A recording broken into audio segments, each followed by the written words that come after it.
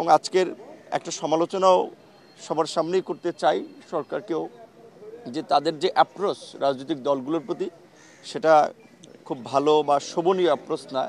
আজকে একটা ঐতিহাসিক মিটিং বলা চলে, যে দ্বিতীয়বারের মতো এই জাতীয় সংলাপ বা সর্বদলীয় বৈঠক রাত্র 10টা পর্যন্ত অনেক রাজনৈতিক দল জানেই না, কেউ কেউ পেয়েছে খুদে বার্তা, এটা মোবাইল কোম্পানি কিংবা বিভিন্ন কর্পোরেট প্রতিষ্ঠানের মতো একটা SMS থ্রু করে দেওয়া, অনেক মানুষ তো SMS দেখেও না।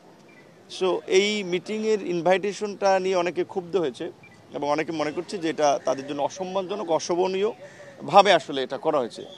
এটা তো গভর্নমেন্টের পক্ষ থেকে এই অ্যাপ্রোচ থাকা উচিত না। তো এই বিষয়টি আমরা প্রধান উপদেষ্টা সহ উপদেষ্টা পরিষদ থাকবে, তাদের সাথে আমরা তুলে ধরবো এবং রাজনৈতিক দলগুলোর সাথে যোগাযোগ করার জন্য যারা প্রোটোকল ডেকোরাম মেনটেন করে যোগাযোগটা করতে পারবে তাদেরকে যেন দায়িত্ব দেওয়া হয়, এটিও আমাদের পক্ষ থেকে।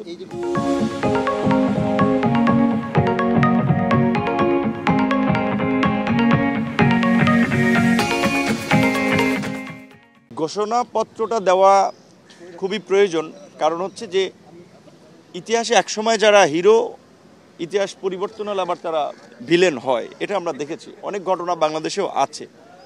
এই গণ অভ্যুত্থানটা সময়ের প্রয়োজনে হয়েছে। এই আন্দোলন সংগ্রামে অনেক মানুষের ত্যাগ আছে, লড়াই সংগ্রাম আছে, সেখানে অনেক কিছু ঘটেছে।